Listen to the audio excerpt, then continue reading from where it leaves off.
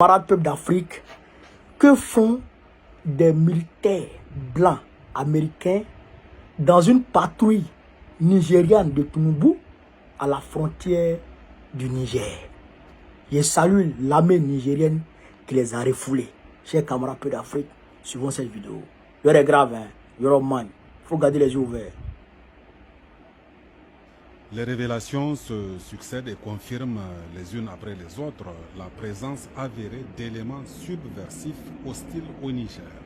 Après la diffusion hier sur nos antennes de cette photo où l'on peut voir la présence d'hommes blancs dans une équipe de patrouille frontalière du Nigeria, voici une vidéo rare sur la présence d'une patrouille nigériane au poste frontalier de Farou pour, d'après cette patrouille, une visite de courtoisie, dans non annoncé, sans information, avec l'intention de surprendre.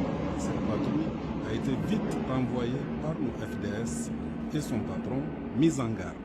Sur cette photo donc déjà diffusée hier soir, ces blancs sont tous des Américains qui avaient transité par Johannesburg courant juin 2024, sous le couvert soi-disant d'un organisme Lantern Rescue, visant selon eux à apporter une réponse armée au banditisme dans le nord Nigeria.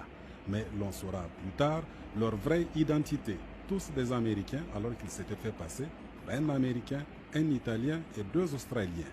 On le voit bien, les récentes révélations du président Tchani se confirment encore. Fort heureusement, nos FDS tiennent l'ennemi à l'œil. Vous avez vu? Vous avez vu, non? Donc, les Waworo ont transité par Johannesburg pour venir au Nigeria et dire que ils sont venus à la frontière du Niger dans une patrouille nigériane pour soi-disant, ils sont venus pour une visite de courtoisie non annoncée. En fait, ils sont venus en reconnaissance. Vous comprenez ça? Donc, les Nigériens de Tchani les ont interceptés et leur ont dit, retournez-vous. On ne veut pas de votre visite ici. Et ne venez plus nous emmerder ici. Ça veut dire quoi? Ça veut dire ce que Gao disait depuis longtemps. Il y a des bases militaires américaines au Nigeria. Des bases militaires américaines au Nigeria.